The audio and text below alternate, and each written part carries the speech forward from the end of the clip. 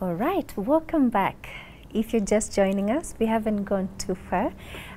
This is myself and my lovely guest, Henry Oga Bachelor, and the other names I can pronounce. He's a young man who is not tied down to anything, just like his name, the Bachelor. And it's so refreshing to hear another definition of that. I mean, not the one we know of, like the Bachelor, but he's like, I'm not going to have a master to, like, nobody's going to master the things I do and the things I pursue. So let's continue hearing his story. Wow, Henry to Oga Bachelor, we've learned why that name. And again, I love how consistent you are with your personality and the things that you pursue and who you are. Now, you've been in the comedy world. How did that come about? How has the journey been? Who have you been working with? The journey into the comedy world was I will not say it was rosy. It was I remember my first performance. Yeah. Apart from the Kenyan drama festival I did, you know, when you perform to students, you know what students want to hear. Yeah. Yeah, and again, I'm Nigerian, so it's easy. I think out of all the comedians in the country, I find it easy because when I come on stage, the ladies just want to know I'm Nigerian. It sets the tone. Yeah. And once you have the women in your corner, your job is practically done. True. It becomes simple for them. Yeah. So I think my journey started my first corporate performance. Ooh. Then first joke. Yeah. Second joke. Oh, no. Hey, I went home. I started to question my talent. Like, dude, what's up? You know, funny enough, I was supposed to rehearse to go to that show. Yeah. But I felt like it's easy. Me. Yes. I just the jokes were in my head. Yeah. It was very funny. Yeah. That's one thing we as comedians we go through. Yes. You can write a joke and you're in your head, it's clean. Like we can literally predict how the audience would react to it. So I was like, I played the flow in my head really good. I just went there, got the mic. Hey. Oh no. I was humbled. Yeah. From that day henceforth, I started to rehearse properly. You'd rather over-prepare. I over-prepare before I go into anything. Yeah. So, but my journey has been good. I heard about Churchill. Yes. People like, try Churchill. Yeah. My friends again. Yeah. Try Churchill. Churchill is really good. It will put you on the limelight. Yeah. Whatever. That was what everybody kept singing in my ear in school. So I went for the auditions. They're like, hey, I met the guys who did the audition. They're like, hi. Yes. Where are you from? I'm like, I'm from Nigeria. They're like, oh, I saw the light. I'm like, okay. So it works here too. I'm like, they're like, okay. Show us what you can do. Yeah. Perform for us. Yeah. Then I did my set. They're like, okay. That was a good set. Come back next week. Okay. I came back next week. Hey, I got tired. Wow. Then I let it be for a while. Yeah. Then I focused on performing in school. I noticed that either my content was not ripe for TV or something. So they kept telling me to come back. What I did not realize at that time was I was not ready. It's not that my material was not good, but I was not ready for that stage. Yes. I was eager to, because I wanted to make my friends proud. I wanted to make myself proud. I wanted to be the next big thing. Yeah. But I was not ready for it. When I finally got the opportunity to perform in 2019, one of the directors for Churchill is called Victor Bear. He came to audition. He came to adjudicate at the Kenyan drama festivals. Yes. Then I performed in front of him. He's like, "Where have you been all this while?" I told him I've always been coming for auditions. He's like, "Come tomorrow. You're going on stage." Yes. And that was 2019. This crossover at this Thika Road. This on the Thika Road, Garden City Mall. Yes. Yeah. That was my most epic performance. Wow. When I went on stage, I'd gone with 5 years of material that I've been working on, that I've been testing over and over and over. So it was like too ripe. So when I performed on stage, then I knew that's when it made sense to me that I was really not ready. Because the fame that came after that, I did probably not blow up, but in my circle, in my area, in Nazarene, Jesus. Wow. I was ready. As much as it took a toll on me, but I was ready for it. And then I was trying to imagine if it had happened when I was looking for it 5 years before. You would have. I'd have lost it. It would have overwhelmed you. Yes. Yeah. So then from there I got into Churchill. Did 2019. Then then the Corona thing happened. Took a break, then we came back, did a couple of more shows, and now we are back again. With auditions are out. Nice. For this year. Oh yes, it's coming back. Yeah, it's coming back. Yes. Yeah. So we did a couple of shows with them. We've met Churchill personally. Great man. We've done a couple of projects with him personally. Yeah. Then from there I met Captain Otoyo. Yeah. That's my favorite. He's such a nice guy. Hey, yeah. I love that man too much. With a smile throughout. Hey, yeah. If you're with him, yeah. Captain Otoyo has literally held my hands from the get-go. Yeah. After my performance in 2019 at the Garden City Mall, they had NTV had called him for an interview, like outside. He said, no, me, I am too old for interviews now. Oh. This boy dragged me by the hand, put him in the camera, said they should interview me. Yes. That if they had watched my show that just happened a few minutes ago, they know that this boy is the thing. Yes. So I went on the camera, did interview. The whole my whole school went crazy because it's NTV, it's big. Yeah. So I came back to school.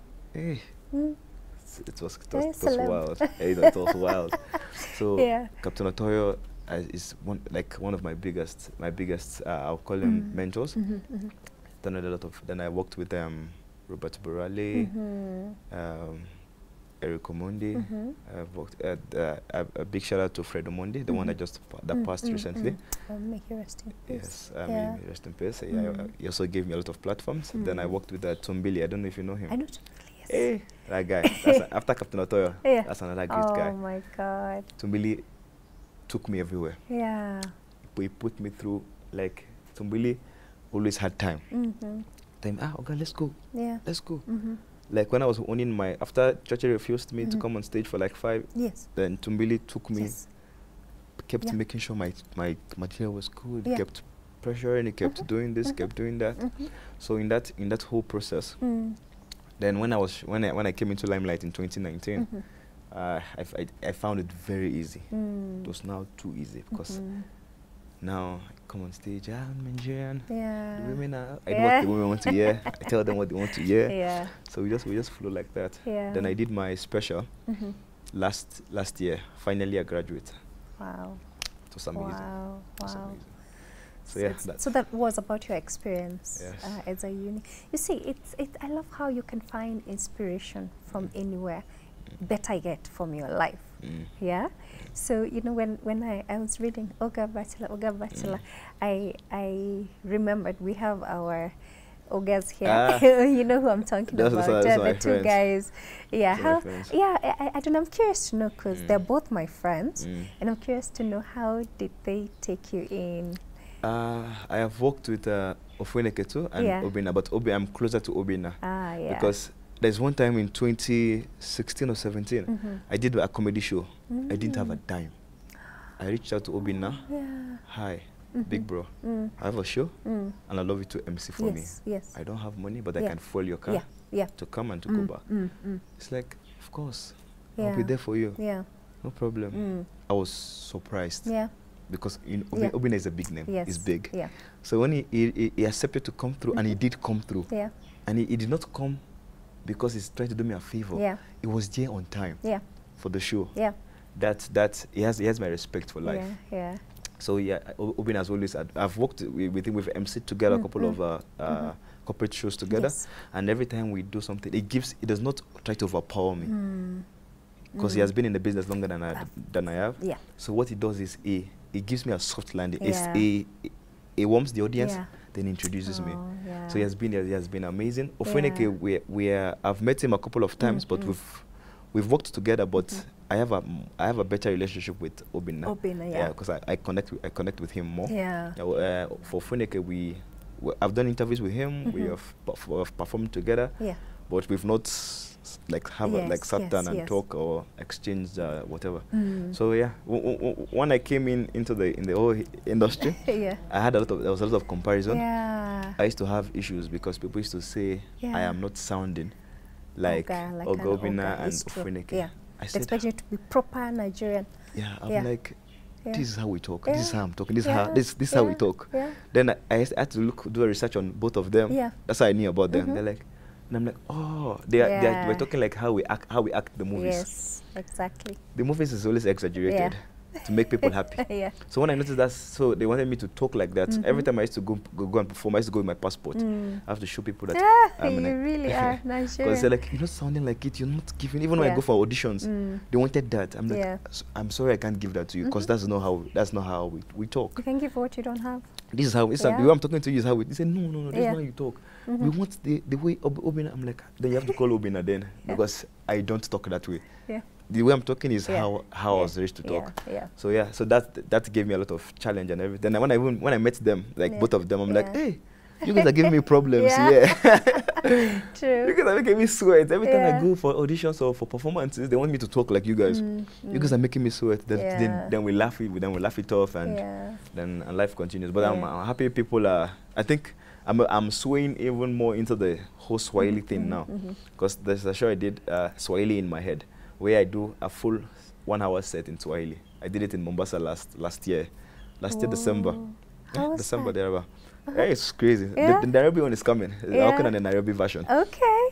It was crazy. Invite us. We'll come. We'll come through. So I'm trying to, since everybody is complaining that I'm not sounding like a Nigerian, now I'm trying to speak Swahili now.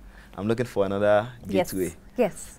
Now. So trying to speak Swahili with my Nigerian accent and everything. So now that's a new branch I'm trying to carve for myself, since everybody complaining I'm not sounding like a Nigerian. So let me sound Kenyan. Then when I sound Kenyan, when I talk like Kenyan, then they know that this is not Kenyan. This is a Nigerian. Yes. So that has been helping me. That's what I've been trying to do to balance my craft. But so far so good. The journey has been good. Through Churchill I've met top comedians. Last year I was with this guy from the UK. This one I won Britain's Got Talent. What's his name? Laser. Oh my, he was here? Yeah, he was here. We had a show in December for Churchill show. I didn't know. I met a lot of top.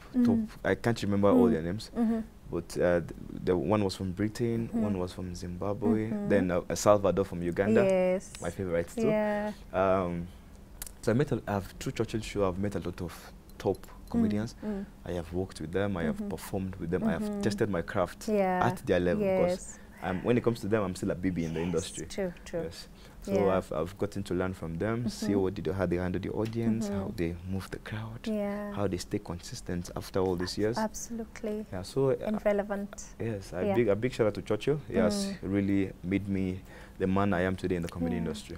That is so nice. He's literally the father of all comedians right now, and nice more.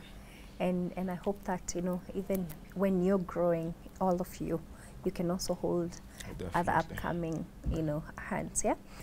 So you have authored. You've written 2 books. Yes. Tell us about that. The book thing came. I've always back at home in Nigeria in secondary school. You call it high school. Yeah. I used to write skits for church. Okay. Church skit. There's something we used to call it's a drama, but with music. It goes like this. Oh, I see it. Yes. It's like a mixture of music and spoken word. Yes. I see it. Okay. Yeah, come.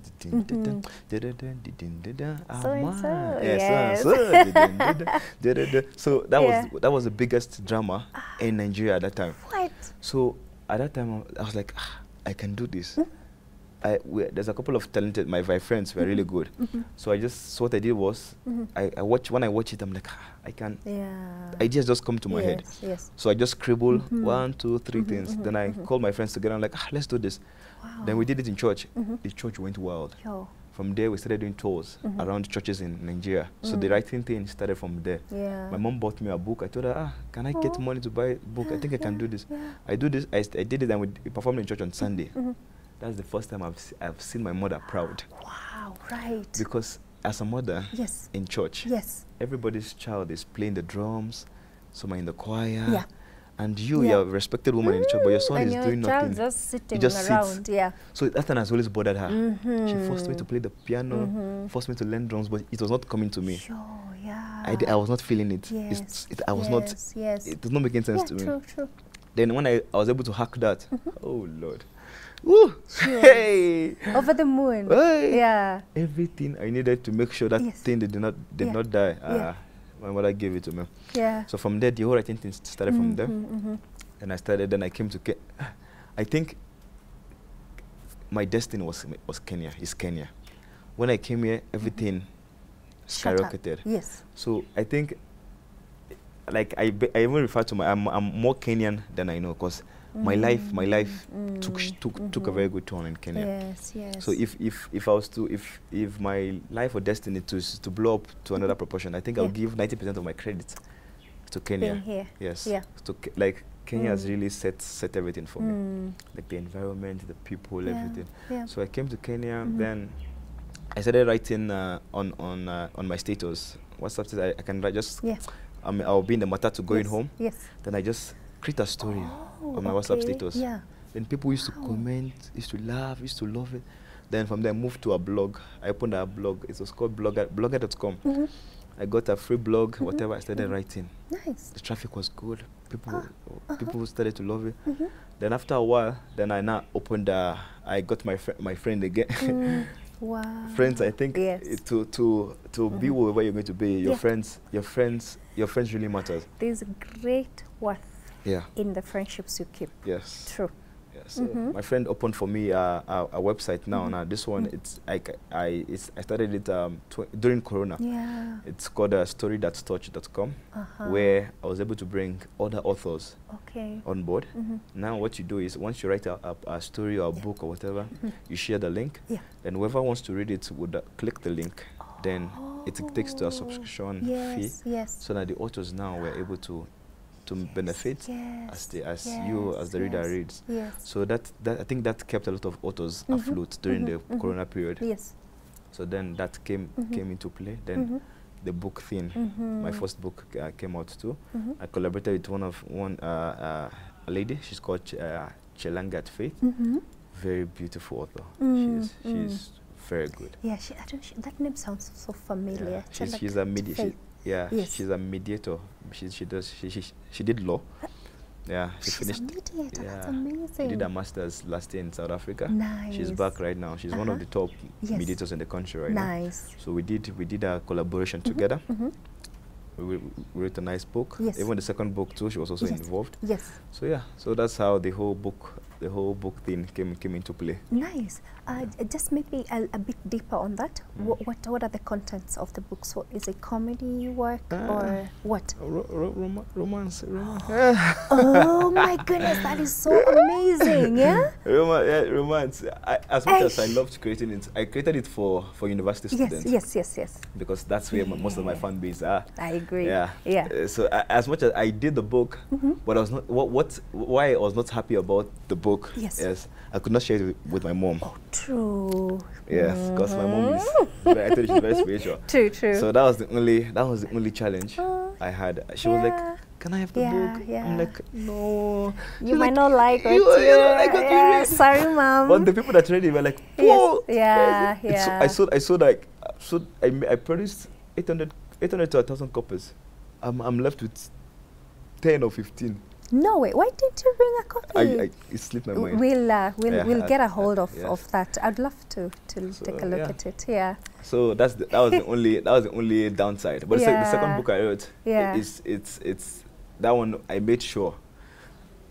Straight. There is no. With mom, what would mom say if she read this? Yeah. I had mom in mind for the second one, and a lot of my mentors. Most of my mentors are either pastors or bishops.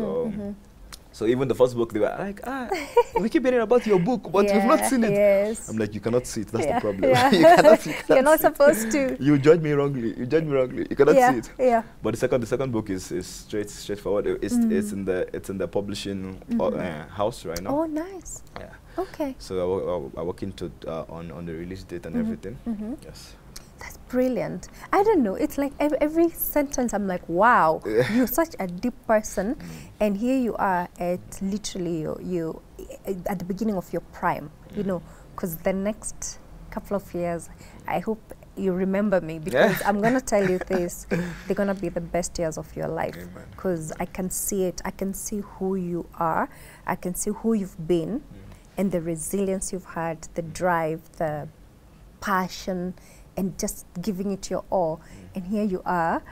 Really, don't forget us. Yeah, yeah. When you become the most famous person in the world. Yeah, but what is the big dream for Henry? As much as I'd say I'm a dreamer, true.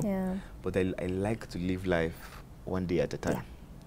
Because I'm always very I'm cautioned by. We came with nothing, we live with nothing. We live with nothing, true. So I try as much as possible to not pressure myself on what I need to achieve. Yes. I let time and the Lord lead me, in the sense that so in my circle of friends, my circle of friends is filled with winners. These guys are winning 24/7. Yes. So it keeps me on my toes too. So they are very good when it comes to there's the IT guru, there's the whatever. So when you see them do what they do, and you're like, hey, what's up? I need to do better. I need to find what's next. I need to create what's next. So there's that pressure from my circle to be better. So I've always let time give me its course. What it's supposed to give me. So when I always like to live a day at a time. I don't put myself on pressure.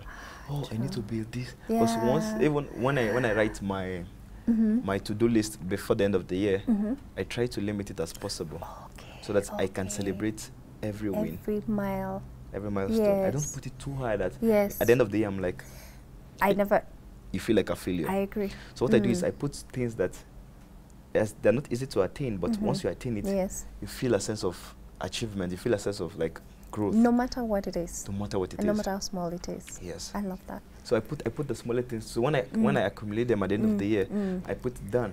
To that done put my heart with so much joy. So I try to live a day at a time. Yes. I don't put myself in, oh, I need to be in Las Vegas in 10 years time. I need to own the biggest house in Beverly Hills. No, I don't do that. When it comes to me, it comes to me. I'm a very patient person. I like to, I know I have the talent. I have God on my side. So I let God lead. I have 4 or 5 talents. I put my all into it. Then I let it take it whatever. So I go with the energy that is in that area at that time. Today now I might feel like I just want to focus on comedy. Then comedy takes me for a while. Then I am like, I've done this course. True. I shift. I go to writing. I write for a minute, then I'm done there. I go to the next. So I will not say that I have a big dream. I'm trying to attain. No. I live for now, right now, because I've seen a lot of people who have achieved a lot, but they are dead today. Thank you. So so what's the point? What are we all in a hurry to? It will end up the same place. What are we all in a hurry to? Even may Fred's soul rest in peace. When Fred died, that hit home. Oh my goodness, That hit home, because these are people I work with. Yes. Because Fred has events. Fridays, Monday to Monday. Yes. And at the end of it all, like everything just went into flames.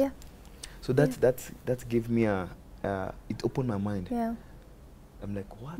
So all this thing, everybody wants to make money. Everybody wants to be this global star. Everybody wants to. I'm not for that pressure. I live today for today. Whatever I'm able to do today, I do it today. Whatever I'm able to achieve today, I am fine with it. I do that, then I'm okay. So I think my end goal or my dream is to not, after all this thing now, I end up on the wrong side of the Lord. True. So I try as much as possible, as I try to engage in athlete things and whatever, I try to not lose my way. I think that's what's important for me. Being the next superstar, that's of course everybody wants to be that, but at the end of the day, we live without it. That's the craziest part of all this. And there can only be one Henry. It's Oga Bachelor, living his best life. And I pick it because I think we tend to forget. So we waste so much time following this light, and then we forget to live. We forget what's happening at that particular moment. As we wrap up, where can people find you? Instagram, Oga_Bachelor. YouTube on Oga_Bachelor. Twitter, the same thing, Oga_Bachelor. The Bachelor is with a double O. With a double O. Okay, great. We'll be looking out towards that, and please always share whenever you have an event. Definitely. We try to make everybody who comes here to the Nest to become a friend of the show. Of course. But definitely we'll check you out on social media. Let's lift each other. I believe we all have something to give. Thank you for inspiring us. I'm sure every young person who is at home, maybe they felt like there's no drive, and even the way things are, I think it's important to know that whatever is needed for you to move forward is just within you. Just go for it. That's my takeaway from you. So thank you so much for coming. Thank you very much, Maureen. And we hope to see you again soon. Just call me. When you become very, very famous, because let me tell you, I can feel it. I can feel it, and I'm never wrong. So I want to wish you all the best with that. Thank you. Great. Wow, guys, I hope you've been inspired like I have been. I feel like I met a male version of me, probably. The only thing he's missing is two kids and whatever. But it's so amazing and so refreshing to see a young person saying, I'm a bachelor of things. Nobody's going to hold me down. And being able to carry all these gifts he has within him, the writing, the comedy. Honestly, in my books, I think people who do stand-up comedy are absolutely geniuses, because how you want to make people laugh. And also the drive and the awareness of life is happening now, so can I live now? And also my greatest takeaway, celebrate every milestone, no matter how small it is. Find pockets of joy, because you'll wait for that big dream and you forget to live. Okay, that's mine. That's for me.